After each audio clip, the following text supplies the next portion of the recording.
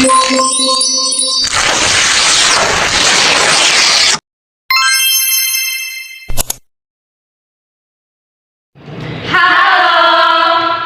kelompok 6, perkenalkan, nama saya Nara Sianturi, nama saya Yesa Siombi, Saya Sarsagala. saya Tasya Mambia. Saya Nita Kristin Sinambela. Saat ini kami akan menjelaskan tentang Anatomi penghidung atau hidung. Selamat menyaksikan.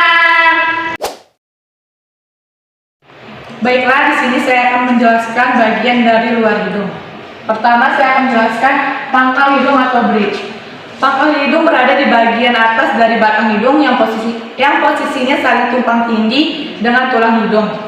Batang hidung merupakan bagian yang keras pada hidung. Letaknya di antara pangkal hidung dan puncak hidung. Ini batang hidungnya. 3. Puncak hidung. Puncak hidung letaknya berada di bawah pas batang hidung. Sayap hidung. Sayap hidung terdapat di kanan dan di kiri puncak hidung. Disebut sayap hidung karena bentuk dan lebarnya yang memang mirip dengan sayap. Kolumela. Kolumela yaitu sekat tulang rawan dan kulit yang membatasi rongga hidung kanan dan rongga hidung kiri. Bentuk kolumela pada masing-masing individu beragam, bahkan ada individu yang tidak memiliki kolumela. Lubang hidung merupakan bagian yang mempunyai fungsi untuk melindungi hidung dari berbagai ancaman yang datang dari luar dan juga berperan sebagai pengatur ukuran sesuatu yang bisa masuk ke dalam hidung. Bagian ini berkaitan langsung dengan rongga hidung. Saat ini saya akan menjelaskan tentang hidung bagian dalam atau yang bisa kita sebut dengan rongga hidung. Berawal dari eksternal naris. Nah, eksternal naris ini terletak pada bagian sini. Eksternal naris ini bisa juga kita sebut dengan lubang hidung bagian luar, yaitu saluran pertama tempat udara masuk hidung. Yang kedua yaitu konka nasal. Ada beberapa konka nasal yang terdapat pada rongga hidung. Yang pertama yaitu superior konka nasal. Nah, superior konka nasal itu terletak pada bagian paling atas dari bagian konka nasal. Nah, superior konka nasal ini berfungsi untuk melindungi bohlam penciuman dan mendeteksi aroma atau bau yang masuk ke dalam tubuh. Yang kedua yaitu middle konka nasal. Middle konka nasal ini terletak pada bagian tengah, yaitu antara superior konka nasal dan inferior konka nasal. Middle konka nasal ini berfungsi untuk menjaga udara yang dihirup agar tidak langsung masuk ke sinus. Yang ketiga yaitu inferior konka nasal, di mana inferior konka nasal ini terletak pada bagian ini, bagian paling bawah antara konka nasal. Nah, inferior konka nasal ini berfungsi untuk menyaring udara yang kotor yang masuk ke dalam hidung, yang dibantu oleh rambut-rambut hidung atau yang sering kita sebut dengan bulu-bulu hidung. Selanjutnya yaitu internal naris. Nah, internal naris ini terletak di antara nasopharynx dan di antara konka nasal. Internal naris ini atau yang bisa kita sebut dengan lubang hidung bagian dalam berfungsi untuk mencegah atau menyangkal virus, bakteri, atau debu yang masuk ke dalam tubuh. Yang terakhir yaitu nasopharynx. Nasopharynx ini adalah bagian atas tenggorokan atau faring yang terletak di belakang hidung. Nah, organ ini berfungsi sebagai jalur pernapasan dari hidung yang akan diteruskan ke tenggorokan dan kemudian akan diteruskan juga ke paru-paru. Selanjutnya adalah ada bagian-bagian sinus yang terletak pada rongga-rongga hidung. Nah, bagian-bagian sinus ini akan dijelaskan oleh teman saya Tasya. Oke, seperti yang dikatakan oleh teman saya, di dalam hidung bagian dalam terdapat sinus. Sinus adalah rongga yang berada di tengkorak yang memiliki saluran yang bermuara ke rongga hidung yang disebut dengan osmium, di mana sinus ini terbagi 4 yang disebut dengan sinus paranasal. Sinus paranasal ini juga terbagi 4. Yang pertama itu ada sinus ethmoidal yang berada di ujung hidung, dekat dengan mata yang ada sejak manusia itu lahir. Yang kedua itu ada sinus maximalis yang letaknya berada di dekat pipi yang muncul sejak awal lahir yang mengalami perkembangan. Yang ketiga itu sinus frontal yang berada di dahi dekat dengan alis yang muncul pada usia 7 tahun. Yang keempat itu ada sinus Sphenoid, di mana sinus sphenoid ini terletak paling dalam dibandingkan sinus lainnya, tersembunyi di balik rongga hidung yang terbentuk pada usia remaja. Di sini saya akan menunjukkan penjelasan mengenai teman saya tadi. Nah, di dalam hidung itu terdapat suatu selaput yang dinamakan membran mukosa. Seperti inilah bentuk dari membran mukosa tersebut. Membran mukosa ini adalah jaringan tipis yang melapisi seluruh bagian dalam dari anatomi hidung. Fungsinya adalah untuk mengatur suhu udara yang dihirup dan membuat hidung tetap lembab.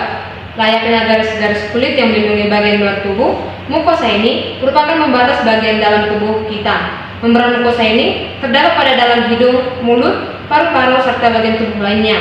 Selain itu, membran mukosa ini juga berperan untuk menghasilkan dender atau ingus.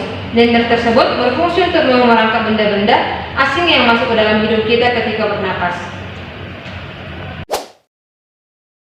Baiklah, di sini saya akan menjelaskan mengenai fungsi hidung.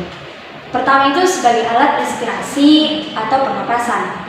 Fungsi hidung sebagai organ pernapasan merupakan hal yang utama.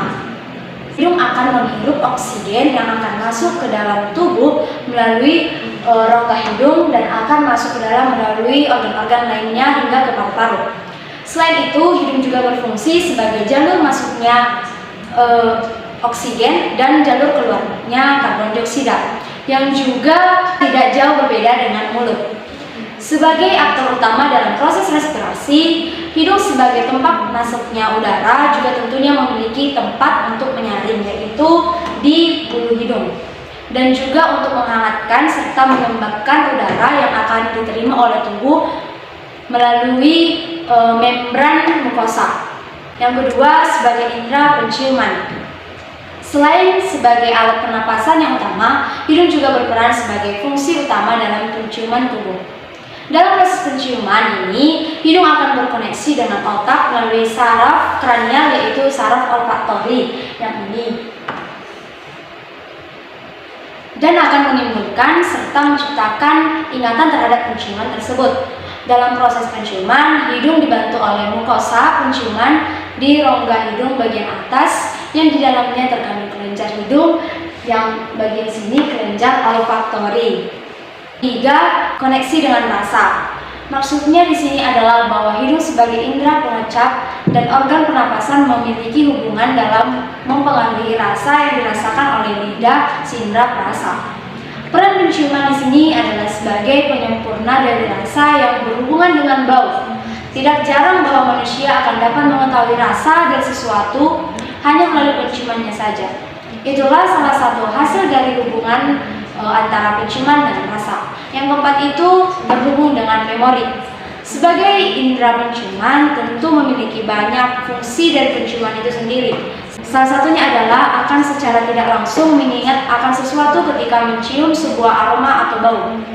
Semisal saja ketika mencium sebuah aroma parfum, maka saraf hidung, yaitu saraf olfaktori tadi yang terhubung dengan otak, akan langsung merespon hal tersebut dengan ingatan atau memori akan seseorang yang dikenal yang menggunakan aroma parfum tersebut. Begitu juga dengan aroma makanan yang tercium dari jauh. Dalam hal ini terkandung ingatan juga akan mempengaruhi penciuman dan aroma dari makanan yang ada di ingatan otak. Dengan mengingat sebuah makanan, maka secara langsung akan dapat mengingat dan bahkan merasakan aroma dari makanan tersebut. Yang kelima, sebagai penyaring udara. Sebagai organ utama yang mengatur keluar masuknya udara yang dibutuhkan oleh sistem pernapasan, hidung tentunya memiliki fungsi sebagai penyaring udara, itu di bulu hidung. Fungsi ini bisa dikatakan sangat penting bagi keberlangsungan kesehatan dari udara yang masuk melalui hidung. Hidung memiliki beberapa bagian seperti rambut halus yang dapat menyaring udara yang masuk beserta dengan kotoran. Dengan penyaring udara ini, tubuh akan mendapatkan udara yang diinginkan, yaitu udara bersih dan bebas dari kotoran, serangga, atau bahkan hal lainnya. Selain itu, hidung juga memiliki fungsi alami sebagai penghangat udara dan juga dapat berfungsi sebagai pelembab udara yang terlalu kering, sehingga setelah melewati hidung, maka udara yang masuk merupakan udara yang sudah menyesuaikan dengan kondisi tubuh. Demikian penjelasan kami dari kelompok 6 tentang anatomi penghidu atau hidung. Apabila ada tutur kata yang salah, mohon dimaafkan. Kami dari kelompok 6 kami ucapkan Sekian dan terima